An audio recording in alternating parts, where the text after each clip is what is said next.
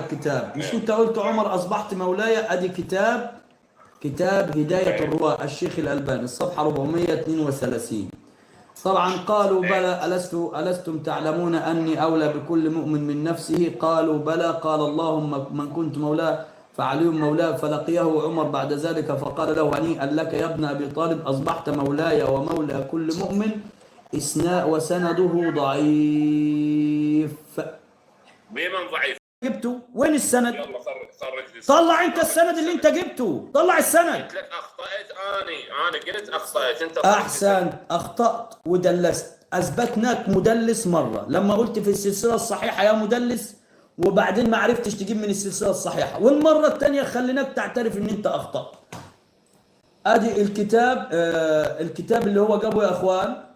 يقول وعن البراء بن عازب وزيد بن أرقم أن رسول الله إلى أن قال فلقيه عمر فقال هنيئا لك يا ابن الخطاب أصبحت مولاي ومولى كل مؤمن. قال وسنده ضعيف. وهذه الرواية السند بتاعها مذكور في العلل المتناهية للأحاديث الواهية لابن الجوزي، وقال عنها ابن الجوزي. أدي يا أخوان شوفوا السند لما جينا نطلع له السند. شوف حتى في البداية والنهاية لابن كثير. بصوا يا أخوان، بس الحمد لله أثبتنا أنه مدلس. أهو ده البداية والنهاية لابن كثير أهو.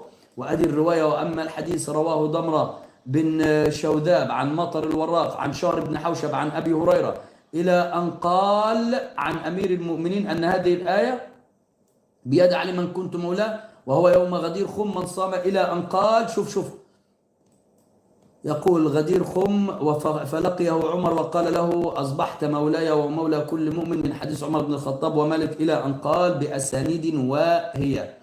وكذلك أيضا ضعفه في كتاب العلل المتناهية في الأحاديث الواهية مطر الورق وشهر بن حوشب. وقال المؤلف وهذا الحديث لا يجوز الاحتجاج به ومن فوقه إلى أبي هريرة ضعفاء. فدلست مرة وكذبت علينا وقلت في السلسلة الصحيحة أيها المدلس. المرة الجاية أتيت برواية من موقع وتقول لي مالهاش سند، ولما احنا نطلع لك الرواية من كتبنا قلت لي هات السند. طب ما الشيخ الألباني ضعفها، وعلى فكرة موجودة والله في السلسلة الضعيفة كمان.